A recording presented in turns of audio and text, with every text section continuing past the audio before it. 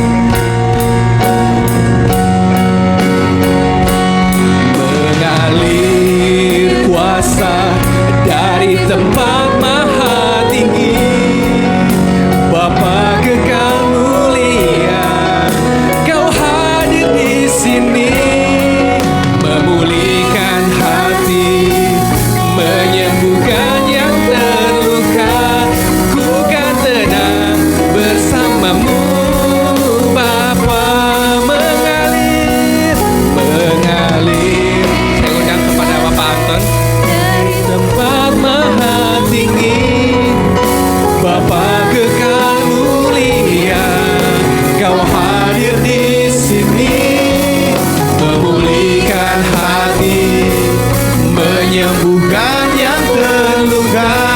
Ku kan tenang bersamamu Bapa. Ku kan tenang bersamamu Bapa. Ku kan tenang bersamamu Bapa.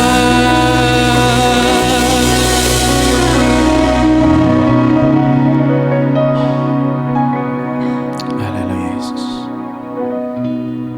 Mengalir kuasa dari tempat maha tinggi, Bapa kekal mulia, Kau hadir di sini, memulihkan hati, menyembuhkan yang terluka.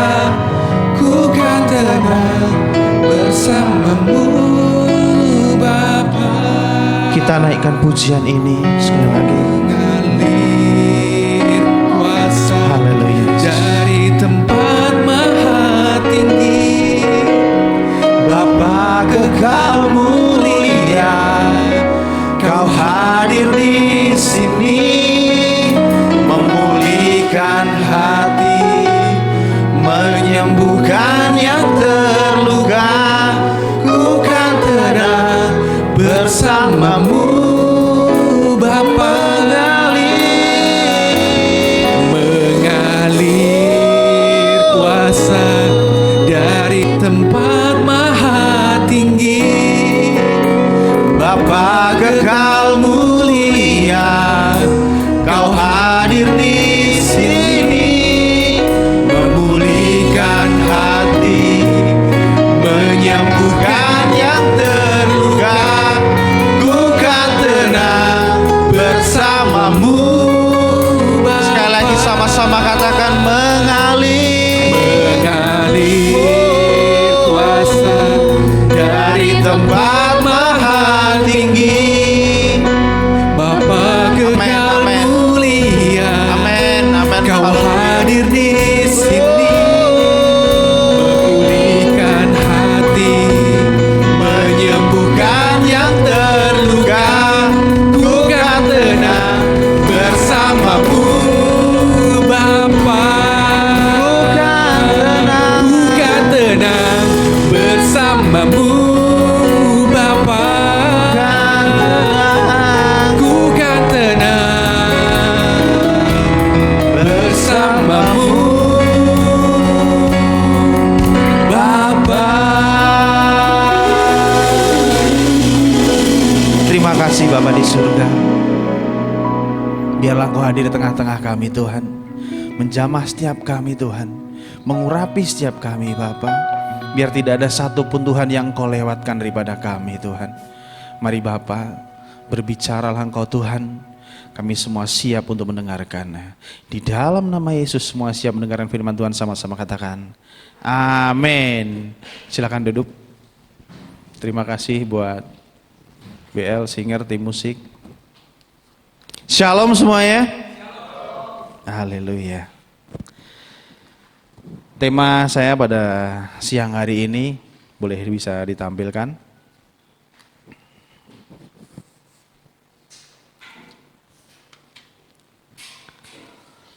Courage, integrity, and firmness of fight.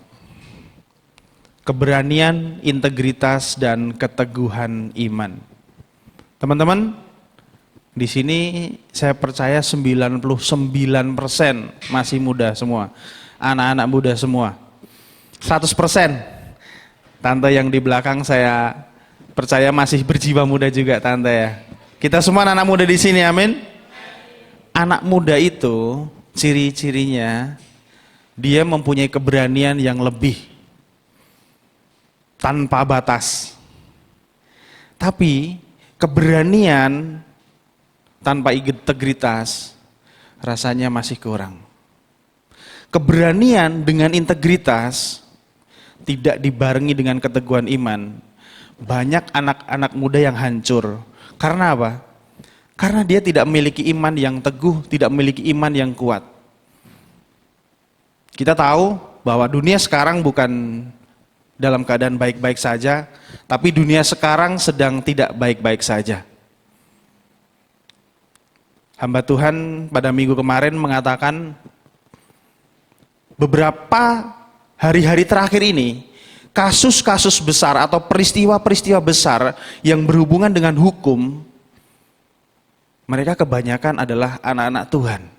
Bukan cuma orang Kristen, tapi mereka adalah anak-anak Tuhan. Mereka tahu kebenaran, tapi mereka tidak bisa melakukannya. Yang terakhir, yang sampai sekarang saya juga masih mengikuti kasusnya,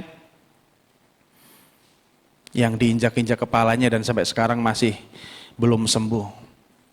Beberapa kali saya sempat ngikutin persidangan dan pengakuan dari orang tuanya sangat-sangat menyedihkan. Bahkan anak remaja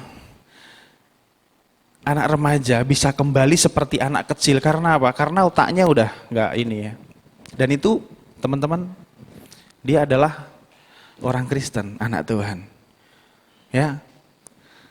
Keberanian tanpa integritas nol.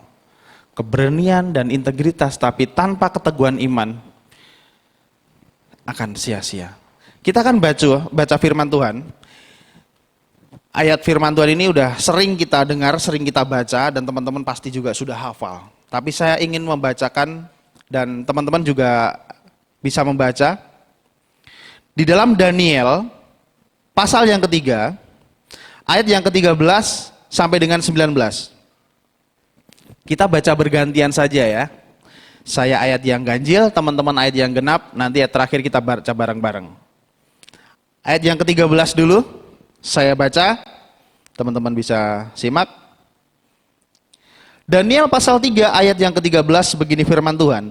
Sesudah itu Nebukadnezar memerintahkan dalam marahnya dan geramnya untuk membawa Sadrah, Mesah dan Abednego menghadap. Setelah orang-orang itu dibawa menghadap raja, 14:23.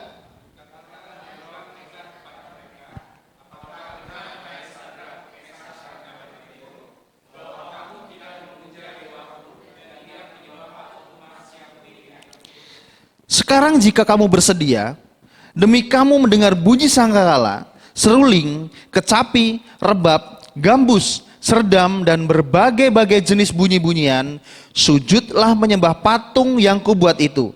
Tetapi jika kamu tidak menyembah, kamu akan dicampakkan seketika itu juga ke dalam perapian yang menyala-nyala, dan dewa manakah yang dapat melepaskan kamu dari dalam tanganku? 16:23.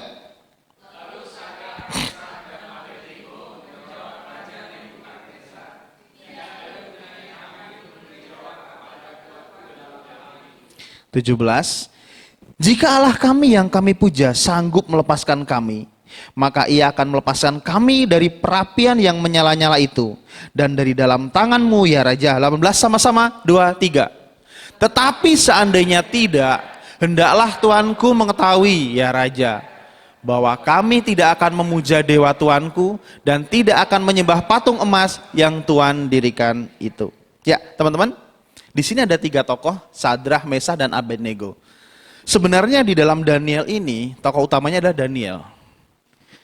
Tapi di sini dikatakan tidak ada nama Daniel disebut. Kemanakah Daniel? Kalau kita baca dari pasal yang pertama, mereka berempat itu, Daniel, Sadrah, Mesah, dan Abednego dibesarkan bersama dan dididik bersama.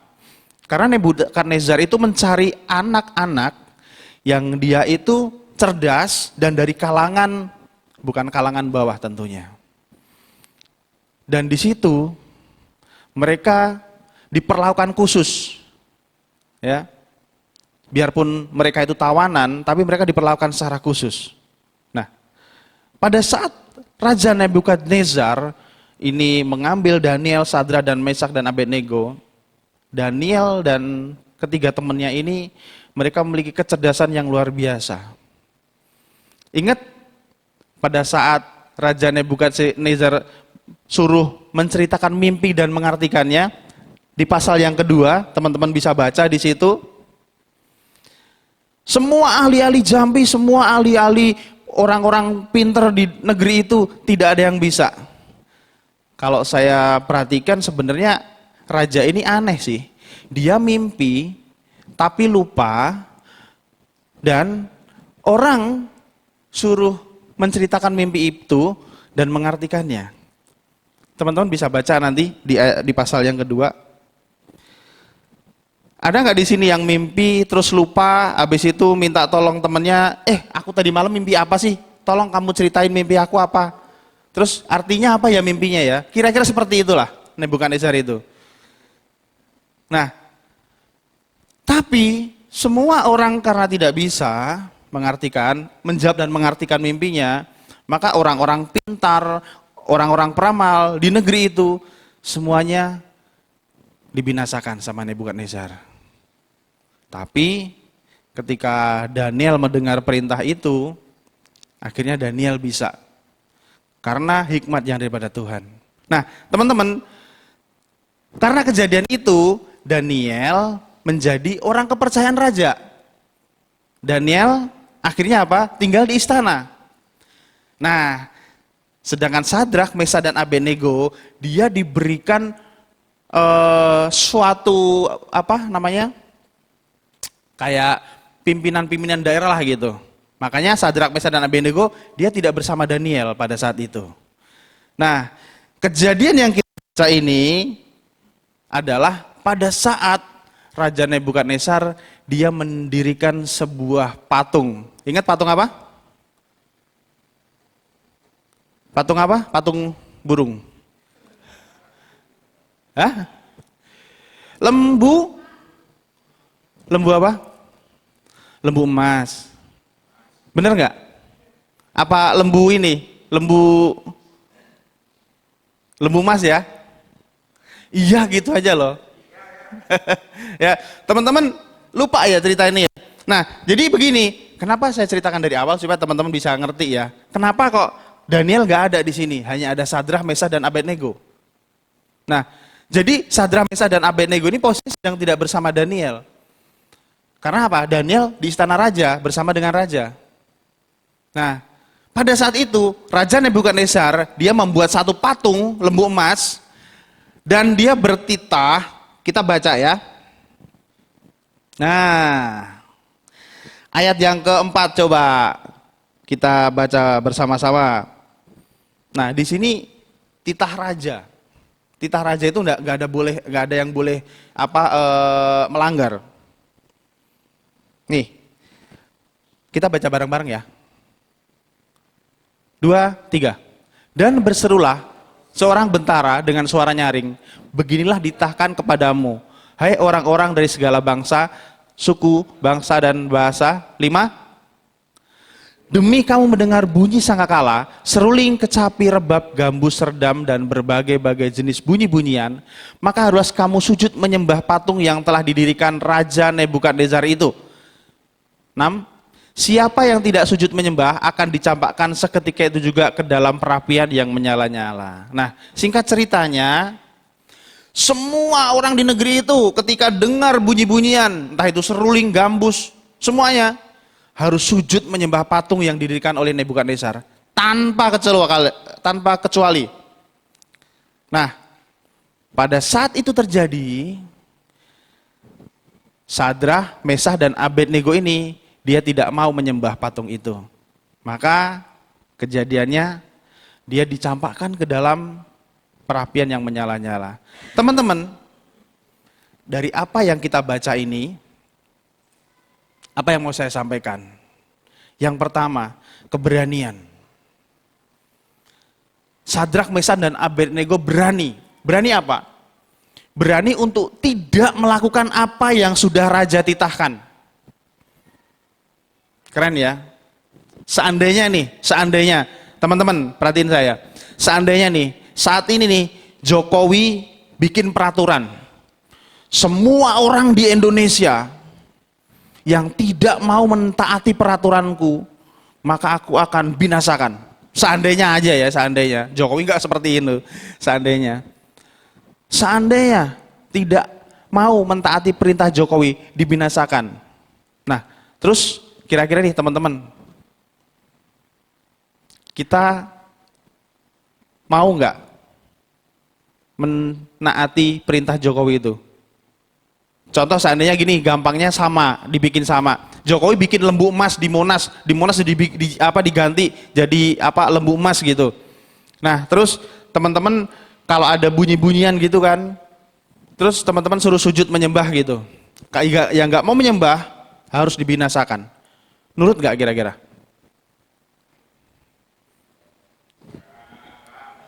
Hah? Nurut nggak? Enggak. Serius. Serius. Ini diharuskan loh. Yang nggak mau sujud menyembah, maka akan dibinasakan. Dibunuh aja lah gitu ya. Bahasanya dibunuh gitu. Mau menyembah nggak kira-kira? Nggak mau. Serius. Wah, si Usi ini anak Tuhan yang luar biasa memang. Tapi memang kita harus mau. Kalau kita memang anak Tuhan, kita harus mau. Tapi faktanya, banyak kan anak Tuhan yang nggak seperti itu.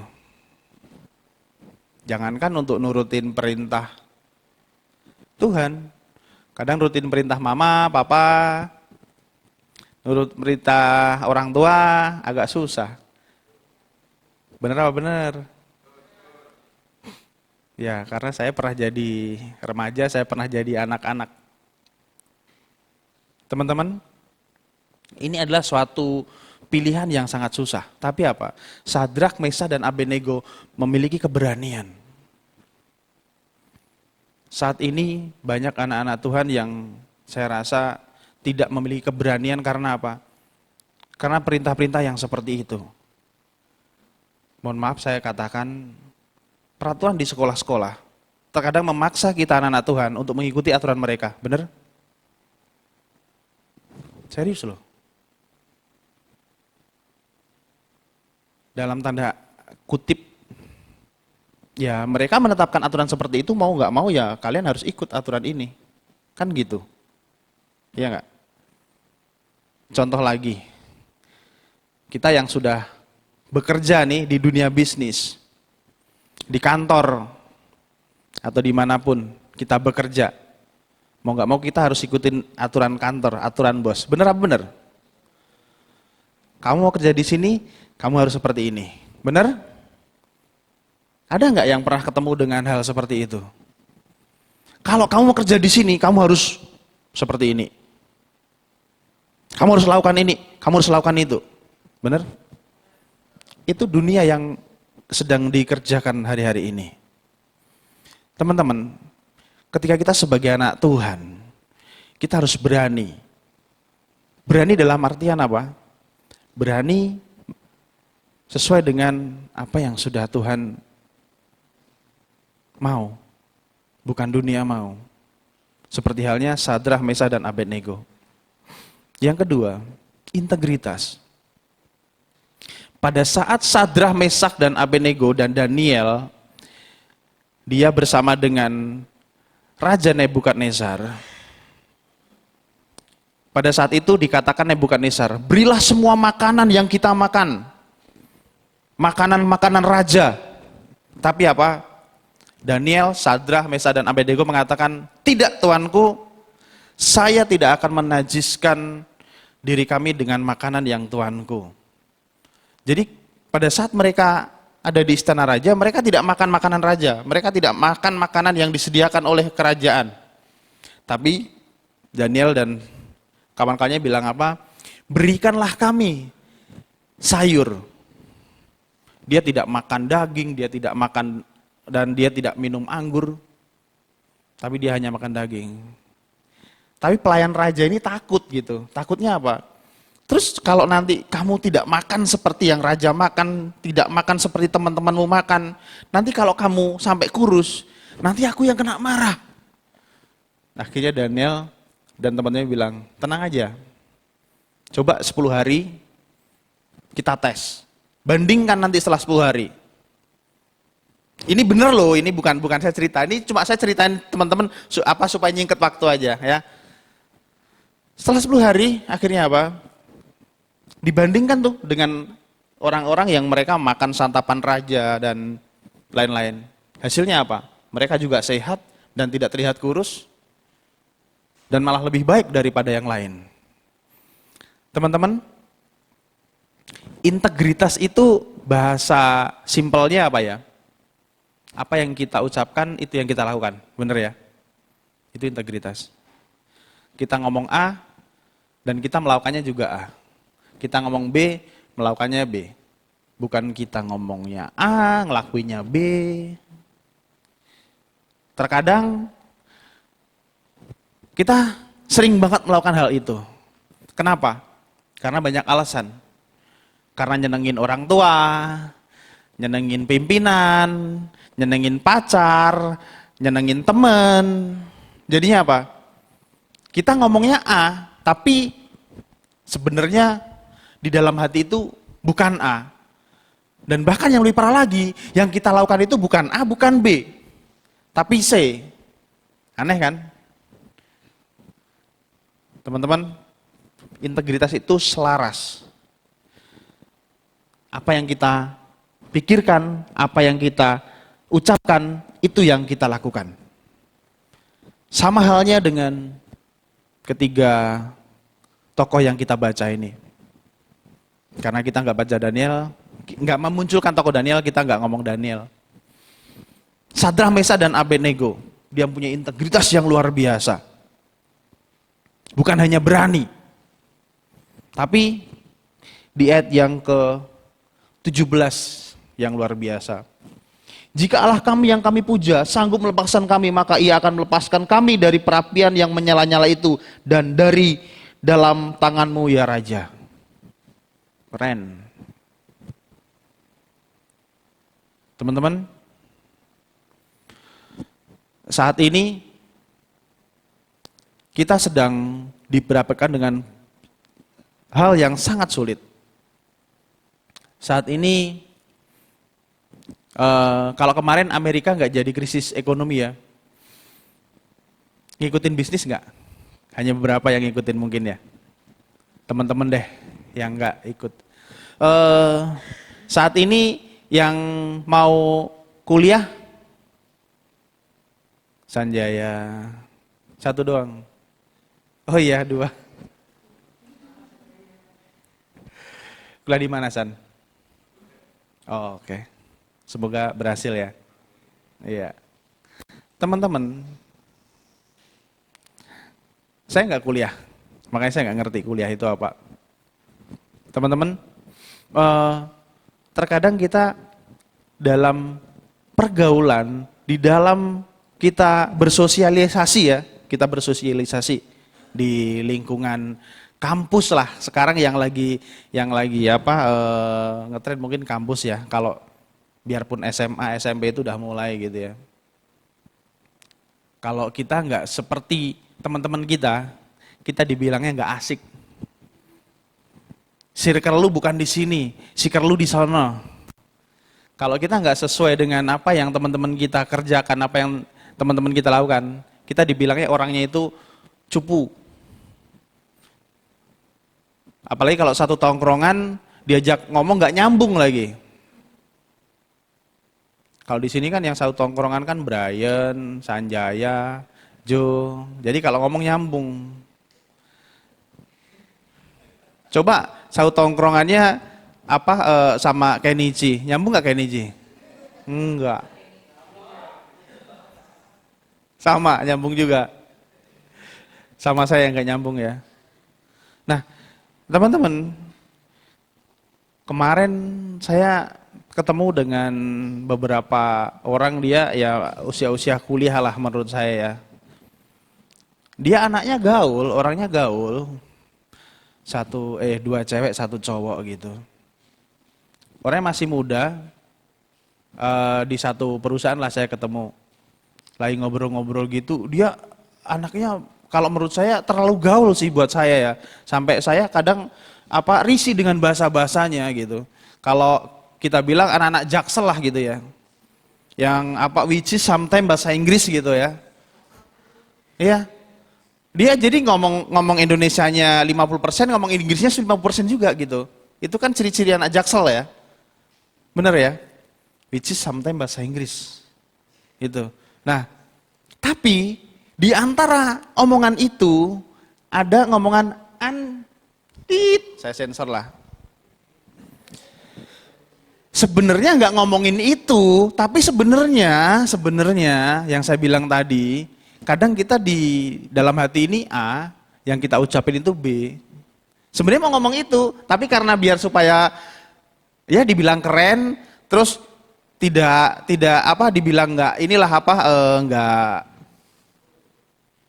jorok, nggak porno, nggak dosa lah gitu mungkin ya bahasanya ya. Tapi diplesetin gitu, anjit. Dan itu relatif banyak banget. Jadi dalam setiap dia ngomong, ya mungkin 100 gitu ya. 50%-nya bahasa Indonesia, 30%-nya bahasa Jaksel tadi yang which is sometimes bahasa Inggris. Terus sebagian pakai bahasa itu. Antit gitu. Iya kemarin gue teman-teman. Ini saya serius nih saya sampaikan di sini kenapa? Gak usah ikut-ikutan. Gak usah ikut-ikutan bahasa itu. Gak ngurangin keren kalian, percayalah. Kalian gak ngomong seperti itu aja kalian keren kok. Jadi kalau kalian ya teman-teman di sekolah, di kampus, ada teman kalian ngomong kayak gitu, ya udah dengerin aja. Kita gak bisa melarang mereka ngomong seperti itu. Tapi minimal kita bisa tidak melakukan hal itu. Dengan kita ngomong seperti itu gak menambah kekerenan kita kok. Tapi sekarang yang terjadi seperti itu. Banyak sekali. Dan saya nggak ngerti mereka pakai kalung salib itu apa karena dia pengen pakai kalung salib, apakah dia anak Tuhan, saya nggak ngerti. Jadi teman-teman, sekarang seperti itu. Integritas kita dipertanyakan di depan Tuhan. Jadi kalau teman-teman tadi sampaikan di sini, mau nggak suruh nyembah patung itu? Nggak. Halo, serius? Saya percaya teman-teman di sini mempunyai integritas yang bisa dipertanggungjawabkan di depan Tuhan. Karena sesuatu hal yang terkadang sepele itu bisa dan itu dilakukan berulang-ulang akhirnya apa? Menjadi kebiasaan. Itu akan susah nantinya. Sebenarnya sepele cuma ya ngomongan antit. Itu hanya satu. Masih banyak yang lain. Yang mungkin kita dibilangnya kalau nggak ngomong kayak gitu nggak gaul. Bener apa bener? Lu ngomongnya medok banget sih kayak orang Jawa Solo gitu. Nggak apa-apa. Daripada kalian ngomong yang seperti itu. Ya, nggak apa-apa. Kita memang harus berbeda dengan dunia. Karena apa? Kita bukan berasal dari dunia ini. Amin. Kita harus berbeda. Yang pertama keberanian. Yang kedua integritas. Kita harus berani mengatakan tidak. Yang kedua, kita harus mempunyai integritas. Integritas kita itu pertanggungjawabannya bukan sama mama papa, bukan sama pemimpin, bukan sama pendeta, bukan sama gembala, tapi sama Tuhan. Dan integritas kita itu dipertanyakan saat kita sedang sendiri, sedang bersama dengan teman, sedang di rumah, sedang di pekerjaan, sedang di kantor. Itu. Yang ketiga, keteguhan hati. Firmness of fight. Keteguhan iman. Firmness of fight. Keteguhan iman. Ayat 18. Kita baca sama-sama. Dengan suara nyaring, ayat 18. 2, 3.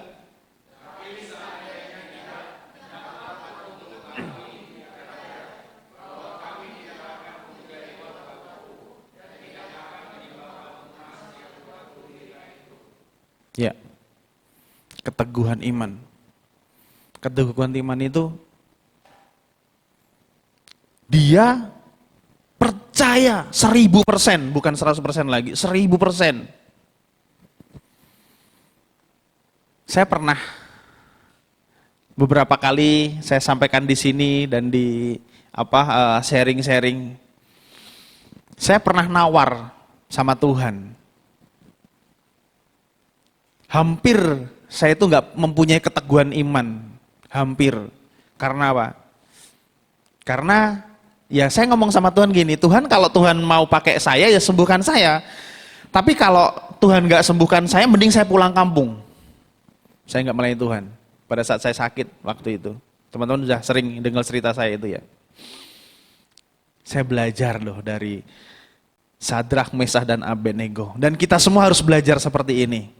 Tolong tayangkan lagi. Tetapi seandainya tidak, maksudnya Tuhan itu tidak menyelamatkan. Hendaklah Tuanku mengetahui, ya Raja, bahwa kami tidak akan memuja dewa Tuanku dan tidak akan menyembah patung emas yang Tuanku dirikan itu. Dalam arti kata apa? Kalaupun Tuhan nggak nyelamatin saya nggak akan nyembah patung yang Tuanku buat. Sekalipun Allahku tidak menyelamatkan aku, ya nggak apa-apa. Gitu. Keren ya. Teman-teman, kita belajar satu hal ini. Dan kita tahu, akhir dari cerita ini, akhirnya apa? Dia tetap dimasukkan ke dalam perapian yang menyala-nyala. Dan bahkan apa? Perapiannya itu dipanaskan 10 kali lebih panas. Dan bahkan, orang yang membawa Sadrak, Mesah, dan Abednego ini, mereka belum masuk nih ke perapiannya, mereka udah mati loh. Kalau kita baca ayat selanjutnya.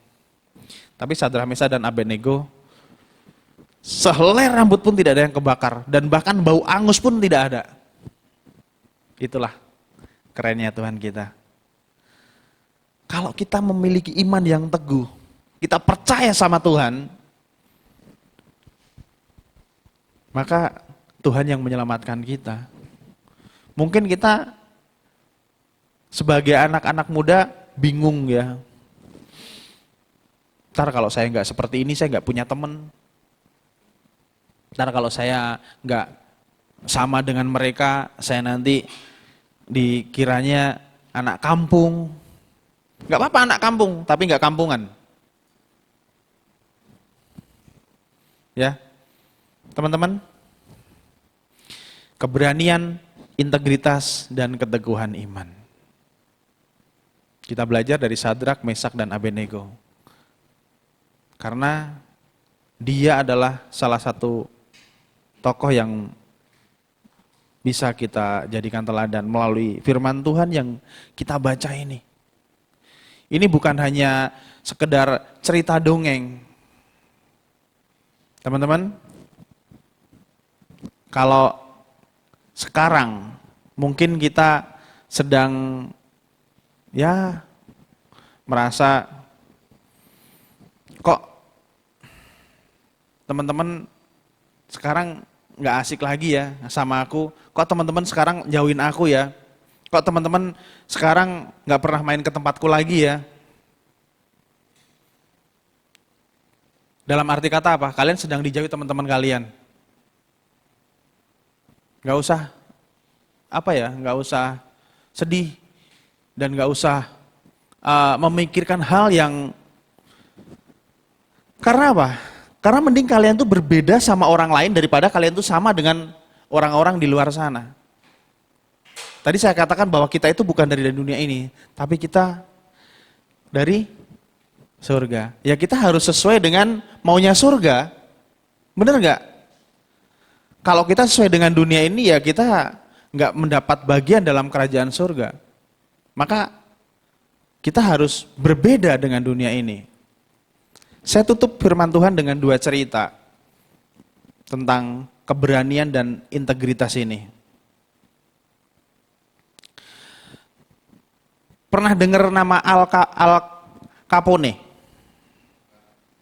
Kalau Al Pacino itu kan sutradara film ya. Al Capone, pernah dengar? Al Capone itu dia mafia, gembong mafia terkenal di Amerika tahun 1920-an. Tapi yang mau saya ceritakan bukan Al Capone. Tapi Al Capone itu punya pengacara yang luar biasa. Jadi Al Capone ini kayak sindikat narkoba, obat-obatan terlarang gitu. Dia selalu bebas, dia selalu lolos dari jeratan hukum. Nggak pernah tersentuh lah gitu bahasanya. Karena apa? Dia punya pengacara yang luar biasa. Namanya Eddie. Nama lengkapnya Esi Eddie, bukan Om Edi. Serius, ini cerita bener loh ini. Kalau teman-teman googling ada cerita ini, kisah ini. Esi Eddie ini adalah salah satu dari pengacara yang luar biasa. Jadi kasus-kasus hukumnya itu ditangani Esi Eddie ini pasti lolos.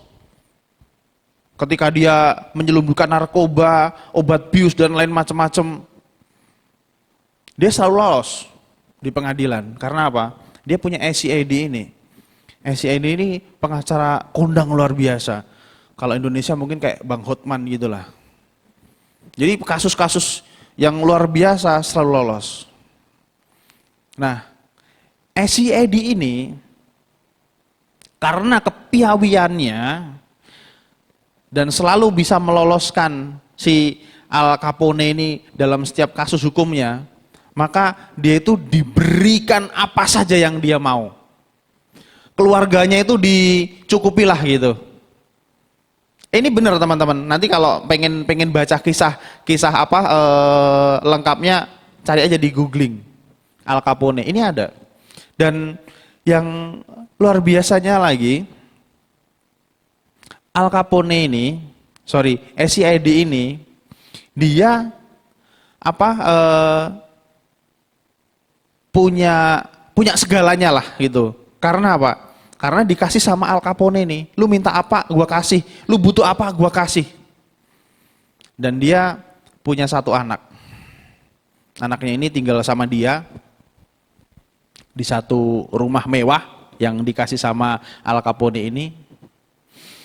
Tapi pada suatu hari Esi Eddie ini berpikir, aku mempunyai semuanya. Aku mempunyai apapun yang orang lain mungkin tidak miliki. Dan kehidupanku baik-baik aja sampai saat ini. Ada sesuatu yang kurang dalam kehidupanku. Akhirnya apa? Dia merenung. Setelah dia merenung, dia bertanya dalam hatinya, aku ini nanti kalau nggak ada, apakah anakku ini cukup ya? Aku wariskan semuanya yang aku miliki, hartaku, kekayaanku, mungkin ketenaranku. Akhirnya pada suatu saat Esi Eddie ini dapat hikmat lah, kalau saya bilang dapat hikmat daripada Tuhan. Oh bukan, ternyata bukan ini yang aku harus wariskan kepada anakku. Aku harus memberikan nilai yang baik. Aku harus memberikan sesuatu yang baik. Akhirnya apa? Dari sejak saat itu, Esi Eddie ini tidak mau lagi membela Al Capone. Padahal yang dulunya dia membela mati-matian. Akhirnya dia berbalik 180 derajat. Dia melawan. Karena dia apa? Dia mau berbuat sesuatu untuk bangsa dan negaranya. Dia mau melawan semua gembong-gembong mafia. Dia lawan semuanya. Akhirnya satu persatu tuh gembong mafia dikalahkan di persidangan sama Esi Eddie ini. Karena apa? Dia mau meninggalkan legasi yang baik buat anaknya. Tapi apa? Dia harus membayar mahal atas apa yang dia lakukan itu. Pada suatu hari dia ditembak dengan serentetan peluru, akhirnya apa? Dia meninggal. Dia punya keberanian. Dia punya integritas. Dan dia berbalik, dia tidak mau membela penjahat, tapi dia mau membela negara. Semuanya berbalik. Cerita yang pertama. Cerita yang kedua. Pada masa Perang Dunia Kedua, cerita ini ada kesinambungannya ya nanti ya. Pada masa Perang Dunia Kedua, ada seorang pilot tempur dari Amerika Serikat namanya Butz O'Hare. Bacaan itunya Butz O'Hare. Ada yang tahu? Nggak tahu, nanti tahu. Butz O'Hare ini dia seorang pilot penerbang dari Angkatan Udara Amerika Serikat. Pada saat Perang Dunia Kedua, pada suatu hari semua batalion penerbang itu ada misi, ada tugas. Nah, semuanya meninggalkan kapal induk, semuanya pergi ke dalam misi itu. Nah, di dalam perjalanan, Butz O'Hare ini dia sadar bahwa tangki bahan bakarnya itu lupa diisi. Akhirnya apa? Dia sadar kalau nanti dia tidak akan sampai ke titik tujuannya. Dia bilang, minta izin untuk berbalik, untuk mengisi bahan bakar. Akhirnya disetujui, dia berbalik. Berbalik ke pangkalannya tadi untuk mengisi bahan bakar. Ceritanya seperti itu. Tetapi apa? Di tengah perjalanan, dia melihat ada sekelompok pesawat bomber dari Jepang, karena dulu kan perangnya sama Jepang ya. Dia itu mau nyerbu itu kapal, ceritanya. Padahal dia sendirian dan di kapal itu tidak ada teman-temannya. Nah, Butz O'Hare ini karena hanya dia yang ngerti, karena dia yang tahu, dia nggak punya pilihan lagi. Sebenarnya dia bisa ya, tidak usah melawan. Tapi dia tidak punya pilihan. Akhirnya apa? Sebisa mungkin dia lawan itu pesawat bomber itu. Beberapa pesawat ditembak jatuh dan masih ada beberapa lagi. Akhirnya apa? Dia tabrak-tabrakin tuh dengan sayapnya. Sayap pesawatnya, bukan sayapnya dia nggak punya sayap. Singkat cerita, akhirnya semua pesawat itu tidak layak terbang dan akhirnya pergi, tidak jadi nyerbu itu pangkalan itu. Dan dengan pesawat yang sudah compang-camping, akhirnya Butz O'Hare ini kembali ke pangkalan dan dia selamat. Tapi pesawatnya udah compang-camping. Beberapa teman-temannya yang melihat dari kapal itu, dari pangkalan itu, dan dari kamera yang dipasang di pesawat itu, akhirnya apa? Dia mendapatkan medali kehormatan dari negaranya. Dia salah satu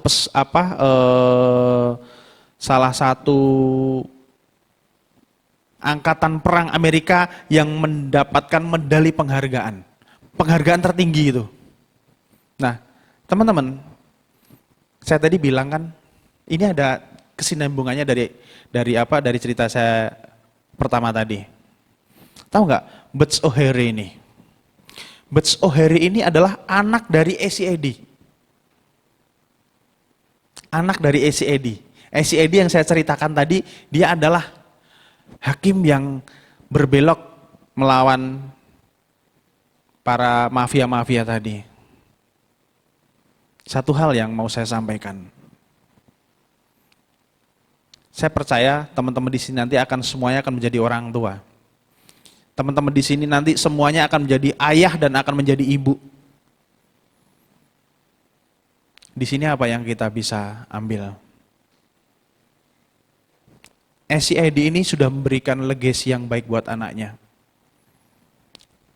Ketika kita memberikan satu legasi yang baik kepada anak kita, maka anak kita bisa melihat, oh iya, dulu ayahku seperti ini. Maka si Butz O'Hare ini, dia berani loh mempertahankan nyawanya. Supaya apa? Supaya kapal induknya itu, pangkalan itu bisa selamat dan negaranya tidak kalah. Seperti itu. Dan satu lagi, sekarang nama Butz O'Hare ini diabadikan menjadi Bandar Udara Internasional di Chicago. Searching nanti ada di situ. Saya juga taunya dari Google. Teman-teman, ketika kita punya keberanian, ketika kita mempunyai integritas dalam kehidupan kita, maka ada legasi yang bisa kita tinggalkan. Kepada siapa? Kepada orang-orang di sekitar kita, di sekeliling kita, kepada teman-teman kita. Mungkin nanti kepada anak-anak kita, anak cucu kita. Tadi si Edi merasa, oh aku enggak hanya cukup memberikan harta, aku tidak cukup memberikan apa yang Al Capone ini berikan. Tapi setelah dia berbalik, dia memberikan satu hal yang luar biasa, nama baik dan legasi yang baik. Teman-teman, dari firman Tuhan siang hari ini, saya berharap teman-teman bisa belajar untuk bisa mempunyai keberanian. Keberanian apa? Keberanian yang tidak ngawur. Keberanian dalam artian kita harus berani mengatakan tidak untuk hal-hal yang tidak berasal daripada Tuhan, untuk hal-hal yang tidak menyenangkan hati Tuhan. Yang kedua, kita harus menjadi anak-anak Tuhan yang berintegritas. Berintegritas dalam artian apa? Kita harus sesuai dengan maunya Tuhan. Dan yang ketiga, kita harus mempunyai iman yang teguh. Jangan kita mudah terpancing dengan hal-hal yang sifatnya sementara. Percayalah kalau sampai saat ini teman-teman yang mencari pekerjaan belum dapat, nanti akan mendapatkan pekerjaan yang sesuai dengan apa yang Tuhan mau, bukan apa yang kita mau. Kalau teman-teman yang saat ini mungkin sedang mengalami hal-hal yang membuat teman-teman itu bimbang, bingung, percayalah suatu saat nanti Tuhan pasti akan berikan jalan keluar seperti maunya Tuhan. Kemarin pada saat saya sakit, saya ingat Jonathan bilang sama saya gini, waktu itu ngobrol-ngobrol sama Mei, Jonathan waktu itu kalau nggak salah nanya gini, terus ini sakitnya sama yang dulu sama nggak? Karena Jonathan tahu kalau saya dulu pernah sakit seperti ini juga. Saya bilang sakitnya sama Jo, tapi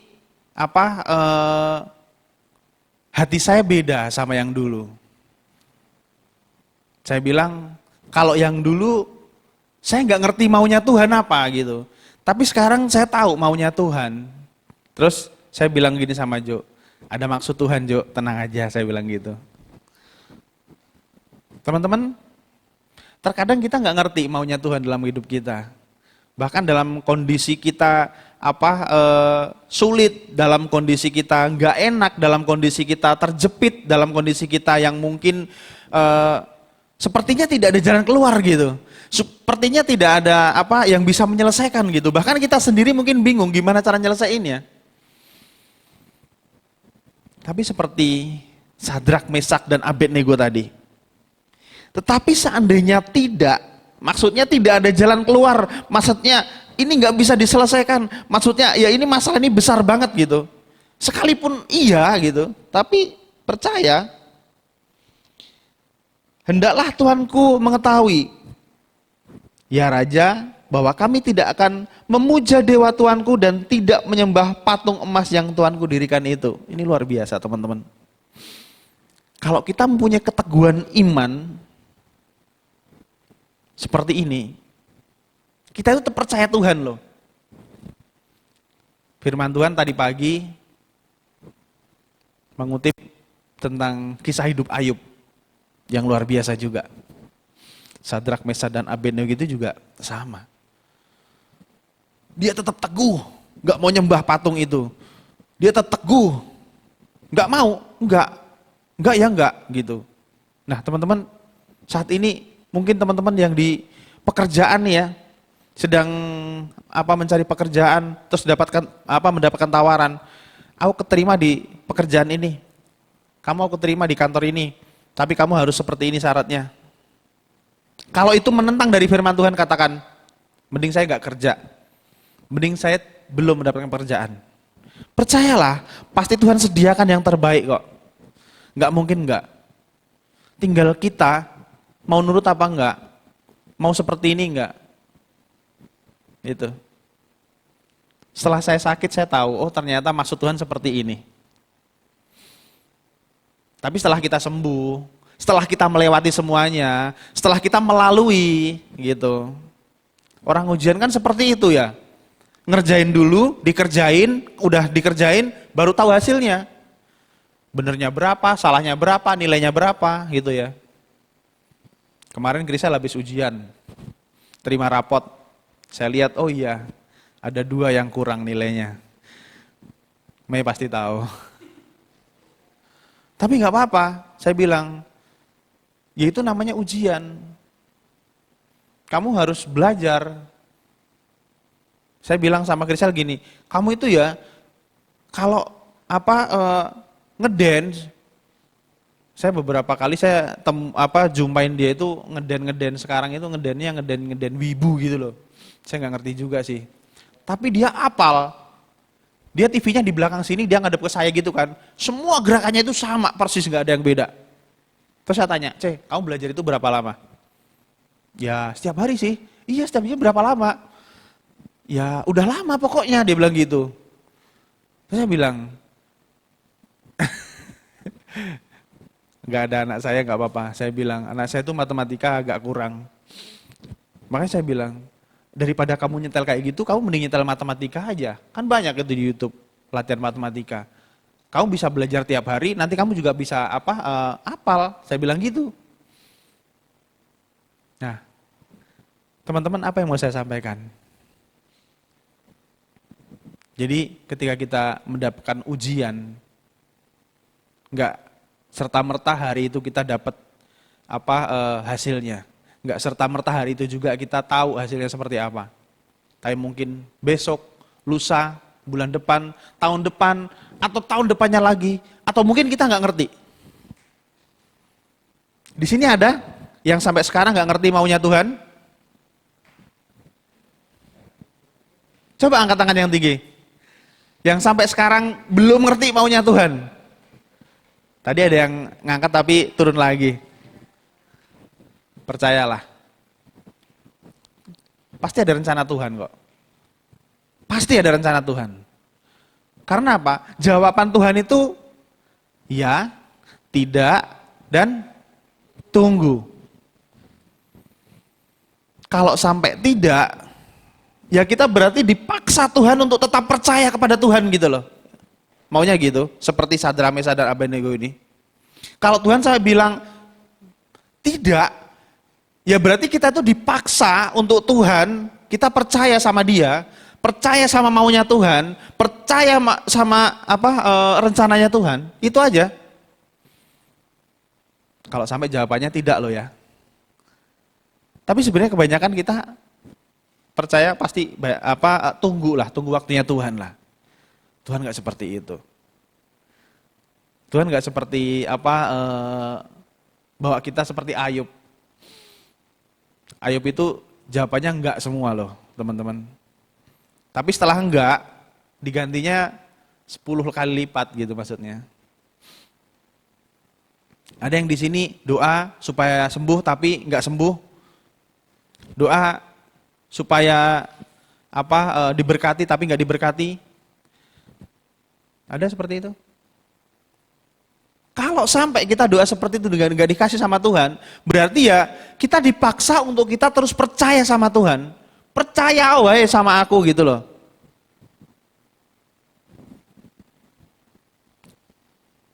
Ingat Abraham. Dia harus percaya sama Tuhan sampai berapa lama? Kisah Abraham masih ingat? Dia suruh percaya sama Tuhan sampai berapa lama? Sampai dia tua. Dia harus percaya sama rencananya Tuhan. Sampai dia tua baru dia tahu rencana Tuhan. Itu. Jadi kalau kita mau percaya sama Tuhan, bukan sehari, 2 hari, 3 hari, 4 hari, setahun, 2 tahun, 10 tahun, 100 tahun mungkin. Saya pernah dengar Cik Petrus bilang gini sama saya pernah doain orang, dan orang yang saya doain itu bukannya sembuh tapi malah meninggal gitu. Teman, Kadang kita minta sesuatu sama Tuhan. Kalau kita doain orang nih ya, sakit gitu ya, doain sembuh, kesembuhan, orang yang sudah ini, doain supaya diberkati gitu ya. Tapi kalau sampai kita minta sama Tuhan, doa sama Tuhan gak dijawab, ya berarti Tuhan punya maksud dalam kehidupan kita. Tergantung kitanya. Kita mau setia, percaya, atau kita mau meninggalkan Tuhan. Kalau sampai kita tidak punya keteguhan iman ini, itu sangat merugikan kita lah menurut saya. Beberapa waktu lalu saya dihubungi sama teman saya. Pertama dia inbox di WA. Teman yang hubungin saya ini dulu teman satu pelayanan. Jadi kalau sekarang ini Brian Sanjaya sama Joe gitu kan, satu tim musik gitu ya. Nah kita dulu juga sama, saya dulu satu tim musik sama teman saya ini. Tapi dia tuh meninggalkan Tuhan. Saya pernah cerita sama teman-teman kalau satu tim saya itu meninggalkan Tuhan semua. Hanya tinggal saya yang melayani Tuhan. Hanya tinggal saya yang melayani Tuhan. Sampai detik ini. Nah salah satu kemarin belum lama menghubungin saya. Pertama dia inbox di Facebook karena dia nggak punya kontak saya dan saya juga nggak punya kontaknya dia. Dia inbox di Facebook nanya gimana kabarnya, saya jawab baik gini gitu kan. Singkat cerita dia ngasih nomor saya, nomor handphone nomor WA gitu kan. Akhirnya lanjut di WA gitu. Singkat cerita tahu nggak teman-teman? Dia sedang kondisi kejepit, dia butuh banget duit katanya. Dia butuh duit. Singkat cerita dia mau minjem duit lah sama saya. Ya sebenarnya jumlahnya nominalnya nggak terlalu besar, tapi buat saya besar gitu ya. Terus saya bilang gini, bro, sorry, kalau saya bilang saya nggak punya duit, saya bohong sama kamu, saya bilang gitu kan. Terus saya bilang gini, saya punya duit, tapi duit saya ini saya pakai buat mencukupi kebutuhan saya bilang gitu. Pada saat itu saya masih terapi, jadi saya masih butuh buat itu juga kan. Jadi saya bilang gitu sama teman saya, bro, sorry ya, bukan saya nggak mau minjemin kamu, bukan saya nggak mau iniin kamu ya, cuma saya ada duit tapi saya buat nyukupin kebutuhan saya bilang gitu. Akhirnya saya tanya kan, bla bla bla bla bla bla, kenapa kamu seperti ini gitu kan, gitu. Ya dia mengakui gini gitu kan. Saya bilang, bro, baliklah sama Tuhan, saya bilang. Baliklah sama Tuhan, saya bilang gitu kan. Saya lihat itu di foto profilnya itu istrinya pakai kerudung gitu. Saya bilang, teman saya ini di Batam. Dulu saya pernah dengar dia itu dari Malaysia, dia dideportasi ke Indonesia dan sekarang dia di Batam. Dan saat saya tahu kehidupan dia tidak baik-baik saja. Dan beberapa teman saya yang saya perhatikan yang dia meninggalkan Tuhan, kehidupannya tidak baik-baik saja teman-teman. Cik Petris tahu. Semua teman-teman saya yang meninggalkan Tuhan, kehidupannya tidak baik-baik saja. Maka saya bilang sama teman-teman di sini, saya sampaikan, kita harus miliki keteguhan iman. Apapun kondisimu, apapun keadaanmu, jangan pernah meninggalkan Tuhan. Hanya gara-gara hal sepele mungkin, kecewa sama gereja, kecewa sama pendeta, kecewa sama hamba Tuhan, kecewa sama kakak rohani. Percayalah, dimanapun kalian berada, sama. Ada istilah rumput tetangga kelihatan hijau gitu ya. Sebenarnya di sana juga sama aja. Kalau kalian tidak mau konflik, ya kalian harus mau menghadap Sang Pencipta lah gitu kalau saya mau ngomong kasarnya. Karena pada dasarnya manusia hidup itu ya harus ada masalah gitu. Dan dimanapun kalian tempatkan, dimanapun Tuhan tempatkan kalian, pasti akan ada masalah. Firman Tuhan mengatakan apa? Besi menajamkan besi. Manusia menajamkan sesamanya. Yaitu ketika kalian ada masalah di gereja ini ya kalian sedang diproses untuk lebih dewasa lagi. Siapa yang memproses kita? Orang dekat kita. Besi itu kalau jauh nggak mungkin bisa bergesekan, tapi kalau dekat pasti bergesekan, ya. Jadi yang gesek kita yang orang dekat kita. Jo dekat sama Me, yang gesek Me kalau nggak Jo gitu. Atau kedua-duanya saling bergesekan?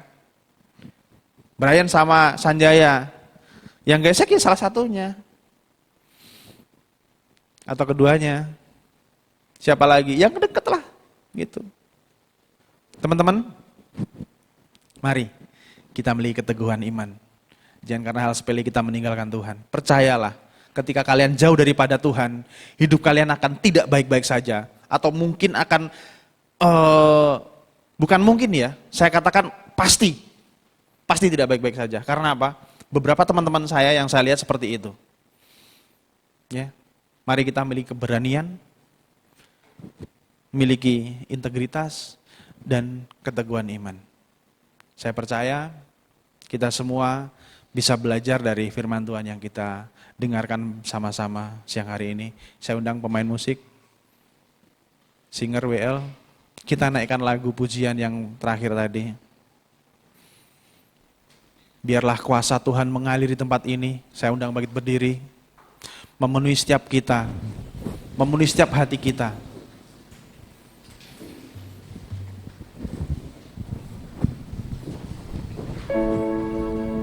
Mengalir kuasa dari tempat maha tinggi, Bapa kekal mulia, Kau hadir di sini, memulihkan hati, menyembuhkan yang terluka. Ku kan tenang bersamamu, Bapa. Mengalir kuasa dari tempat maha tinggi, Bapa kekal mulia, Kau hadir di sini, memulihkan hati, menyembuhkan yang terluka. Ku kan tenang bersamamu, Bapa. Sekali lagi sama-sama katakan, mengalir kuasa dari tempat maha tinggi, kekal mulia, Kau hadir di sini, memulihkan hati, menyembuhkan yang terluka. Ku kan tenang bersamamu, Bapa. Ku kan tenang bersamamu, Bapa.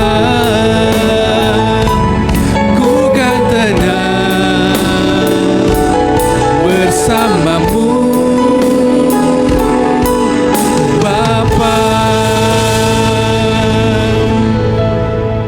Terima kasih Tuhan, kami mengucap syukur buat firman yang sudah kami dengarkan Tuhan. Kiranya Tuhan Kau memberkati Kak Anton yang sudah menyampaikan kebenaran firman-Mu. Berkati keluarganya, berkati kesehatannya Tuhan, berkati dalam pekerjaannya. Kiranya Tuhan Kau pakai Tuhan Kak Anton lebih lagi Tuhan untuk hormat kemuliaan nama-Mu. Tiba saatnya Tuhan kami akan memberikan yang terbaik. Biarlah Tuhan kami bisa memberikan dengan hati yang sukacita, dan itu semua untuk pekerjaan-Mu di tempat ini. Terima kasih Tuhan, kami siap memberikan hanya dalam nama Tuhan Yesus. Haleluya. Amin. Amin.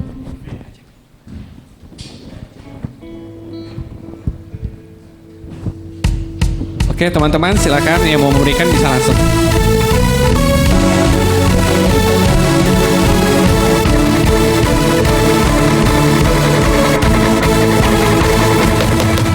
Tak terbayang kebesaran-Mu dan tak terbanding kekuatan-Mu Tuhan. Kau megah bagiku, segenap jiwa dan pengharapan telah ku serahkan untuk rencana-Mu Tuhan. Kau Raja atasku, hanya Kau yang layak ditinggikan. Saya undang teman-teman untuk semua bangkit berdiri. Ajaib Kau Tuhan, agung dan perkasa. Kau sumber kemenanganku, layak berkuasa.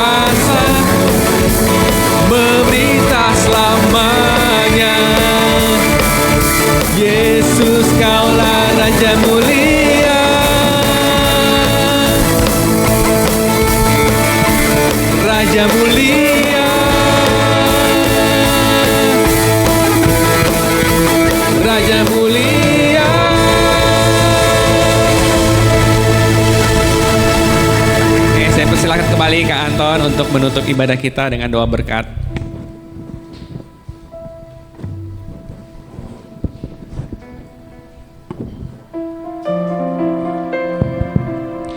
Ya, mari kita satu dalam doa. Kita akan akhiri ibadah kita pada siang hari ini. Bapa kami dalam surga, Bapa yang kami sembah di dalam nama Tuhan Yesus Kristus. Terima kasih Bapa buat berkat-Mu pada siang hari ini.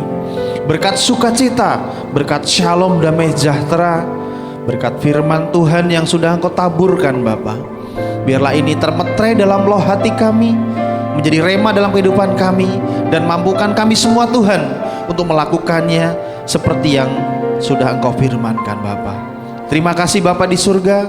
Biarlah kiranya tidak satu pun daripada kami Tuhan yang terlewatkan Tuhan. Terima kasih Tuhan, Engkau sudah menyertai ibadah kami dari awal, pertengahan hingga sampai akhirnya Tuhan. Sebelum kami akhiri ibadah kami Tuhan, sebelum kami tinggalkan tempat ini, kami akan menerima, kami rindu menerima berkat daripada Engkau. Mari kita angkat tangan kita terima berkat.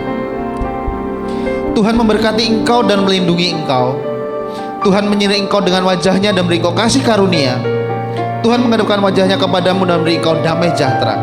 Biarlah kiranya berkat dari Allah Bapa, shalom sukacita, damai sejahtera memenuhi kita semua. Berkat dari Tuhan Yesus Kristus yang telah rela mati di atas kayu salib menebus dosa-dosa kita semua, dan penyertaan dari Allah Roh Kudus yang manis, yang lembut, yang akan terus menuntun kita dari sekarang sampai Maranatha. Tuhan datang kali yang kedua. Setiap kita yang sudah terima berkat, mari kita sama-sama katakan amin. Selamat hari Minggu, Tuhan Yesus berkati.